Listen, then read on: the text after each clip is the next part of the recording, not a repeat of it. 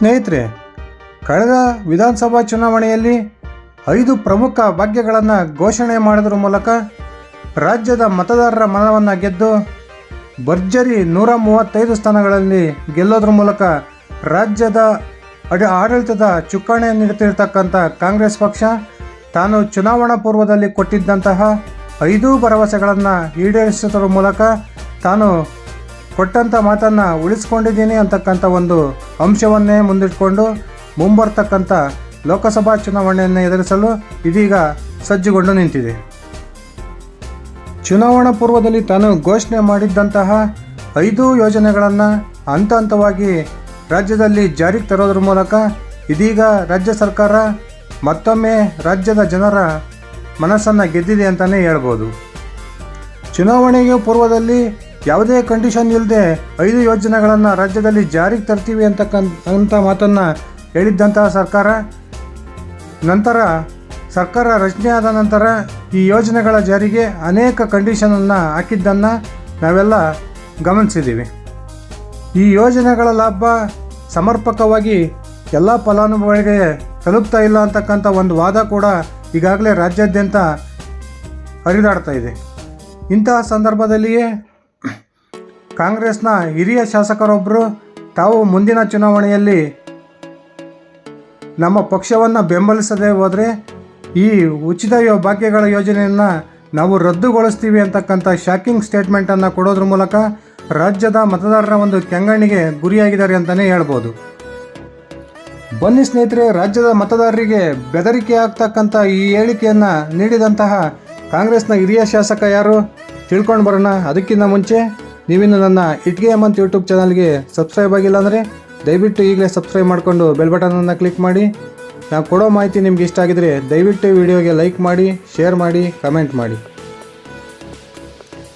ನಿನ್ನೆ ತಾನೇ ಕಾರ್ಯಕ್ರಮವೊಂದರಲ್ಲಿ ಮಾತನಾಡಿದಂತಹ ಮಾಗಡಿಯ ಕಾಂಗ್ರೆಸ್ನ ಶಾಸಕ ಎಚ್ ಸಿ ಬಾಲಕೃಷ್ಣ ಅವರು ಏನು ಮುಂಬರ್ತಕ್ಕಂಥ ಲೋಕಸಭಾ ಚುನಾವಣೆಯಲ್ಲಿ ಈ ರಾಜ್ಯದ ಮತದಾರರು 5 ಭಾಗ್ಯಗಳ ಲಾಭವನ್ನು ಪಡೆದಿರ್ತಕ್ಕಂಥ ಮತದಾರರು ನಮ್ಮ ಕಾಂಗ್ರೆಸ್ ಪಕ್ಷವನ್ನೇನಾದರೂ ಬೆಂಬಲಿಸದೆ ಹೋದರೆ ಖಂಡಿತವಾಗ್ಲೂ ನಾನು ಮುಖ್ಯಮಂತ್ರಿಗಳಿಗೆ ಒತ್ತಾಯ ಮಾಡ್ತೀನಿ, ಈ ಭಾಗ್ಯಗಳ ಯೋಜನೆಯನ್ನು ನಿಲ್ಲಿಸಿ ಮತದಾರರಿಗೆ ಅನ್ಯ ಪಕ್ಷಗಳು ಮಾಡ್ತಿರುವ ಹಾಗೆಯೇ ನಾವು ಕೂಡ ಯಾವುದೋ ಒಂದು ದೇವಸ್ಥಾನನೋ ಇನ್ನೊಂದು ಧಾರ್ಮಿಕ ಕಾರ್ಯಕ್ರಮವನ್ನು ಮಾಡೋದ್ರ ಮೂಲಕ ನಾವು ಕೂಡ ಮತವನ್ನು ಪಡೆಯೋದೇನ.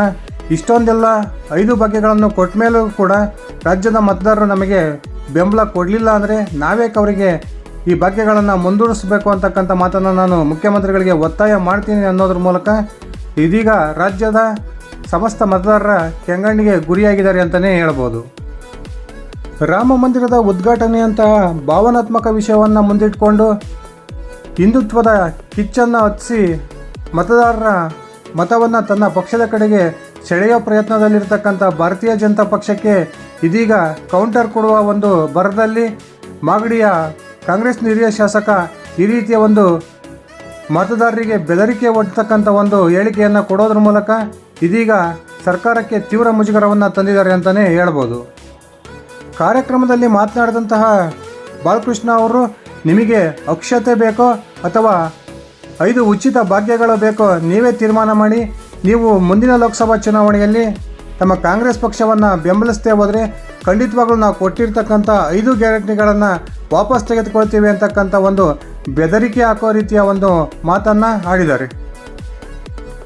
ಈ 5 ಬಿಟ್ಟಿ ಭಾಗ್ಯಗಳ ಘೋಷಣೆಯಿಂದ ಅವುಗಳ ಜಾರಿಯಿಂದ ತೀವ್ರ ಆರ್ಥಿಕ ಸಂಕಷ್ಟವನ್ನು ಎದುರಿಸ್ತಾ ಇರತಕ್ಕಂಥ ಕರ್ನಾಟಕದ ಕಾಂಗ್ರೆಸ್ ಸರ್ಕಾರ ಇದೀಗ ಹಂತ ಹಂತವಾಗಿ ಅನೇಕ ಕಂಡೀಷನ್ಗಳನ್ನು ಹಾಕೋದ್ರ ಮೂಲಕ ಆ ಒಂದು ಭಾಗ್ಯಗಳ ಫಲಾನುಭವಿಗಳ ಸಂಖ್ಯೆಯನ್ನು ಕಡಿಮೆಗೊಳಿಸ್ತಕ್ಕಂಥ ಪ್ರಯತ್ನದಲ್ಲಿ ತೊಡಗಿದೆ. ಮುಂಬರುವ ಲೋಕಸಭಾ ಚುನಾವಣೆಯಲ್ಲಿ ತನ್ನ ಭಾಗ್ಯಗಳ ಒಂದು ಅಸಮರ್ಪಕ ಜಾರಿಯಿಂದ ರಾಜ್ಯದ ಮತದಾರರು ತಮ್ಮ ಒಲವನ್ನು BJP ಕಡೆಗೆ ತೋರಿಸ್ತಾ ಇದ್ದಾರೆ ಅಂತಕ್ಕಂಥ ಸೂಕ್ಷ್ಮವನ್ನು ಅರ್ತಿರ್ತಕ್ಕಂಥ ಕಾಂಗ್ರೆಸ್ನ ಅನೇಕ ಶಾಸಕರು ಹಾಗೂ ಸಚಿವರು ರಾಜ್ಯದ ಮತದಾರರಿಗೆ ಬೆದರಿಕೆ ಒಡ್ತಕ್ಕಂಥ ಕಾರ್ಯಕ್ಕೆ ಇಳಿದಿದ್ದಾರೆ ಅಂತಲೇ ಹೇಳ್ಬೋದು. ನಿಮಗೆ ಭಾಗ್ಯಗಳು ಮುಂದುವರಿಬೇಕು ಅಂದರೆ, ತಾವು ಅದರ ಲಾಭವನ್ನು ಪಡಿಬೇಕು ಅಂದರೆ ಈ ಬಾರಿ ಲೋಕಸಭಾ ಚುನಾವಣೆಯಲ್ಲಿ ಕಾಂಗ್ರೆಸ್ ಪಕ್ಷವನ್ನು ಬೆಂಬಲಿಸಲೇಬೇಕು.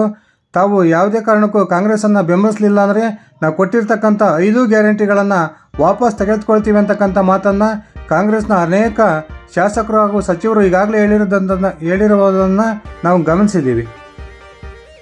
ಕಾದು ನೋಡೋಣ ಸ್ನೇಹಿತರೆ, ಕಾಂಗ್ರೆಸ್ನ ಈ ಹಿರಿಯ ಶಾಸಕ ಕೊಟ್ಟಿರ್ತಕ್ಕಂಥ ಒಂದು ಬೆದರಿಕೆ ರೀತಿಯ ಹೇಳಿಕೆ ಮುಂದಿನ ದಿನಗಳಲ್ಲಿ ರಾಜ್ಯದ ಮತದಾರರ ಮೇಲೆ ಯಾವ ರೀತಿಯ ಪರಿಣಾಮವನ್ನು ಬೀರುತ್ತೆ, ಇವರ ಹೇಳಿಕೆಯಿಂದ ಕಾಂಗ್ರೆಸ್ಗೆ ಬಹುದೊಡ್ಡ ಹೊಡೆತ ಬೀಳುತ್ತಾ, ಮುಂದಿನ ಲೋಕಸಭಾ ಚುನಾವಣೆಯಲ್ಲಿ ಕರ್ನಾಟಕದಲ್ಲಿ ಯಾವ ಪಕ್ಷ ಹೆಚ್ಚು ಸ್ಥಾನಗಳನ್ನು ಗೆಲ್ಲೋದ್ರ ಮೂಲಕ ಮತ್ತೊಮ್ಮೆ ರಾಜ್ಯದ ಮತದಾರರ ಮನಸ್ಸನ್ನು ಗೆಲ್ಲುತ್ತಾ, ಈ ಎಲ್ಲ ಪ್ರಶ್ನೆಗಳಿಗೆ ಉತ್ತರವನ್ನು ಕಾದು ನೋಡೋಣ. ಇದಿಷ್ಟ ಆಗಿತ್ತು ಸ್ನೇಹಿತರೆ ನನ್ನ ಇವತ್ತಿನ ವಿಡಿಯೋ. ನಾನು ಕೊಟ್ಟಿರ್ತಕ್ಕಂಥ ಮಾಹಿತಿ ನಿಮ್ಗೆ ಇಷ್ಟ ಆಗಿದೆ, ದಯವಿಟ್ಟು ಈ ವಿಡಿಯೋಗೆ ಲೈಕ್ ಮಾಡಿ, ಶೇರ್ ಮಾಡಿ, ಕಮೆಂಟ್ ಮಾಡಿ. ಧನ್ಯವಾದಗಳು. ಶುಭ ದಿನ.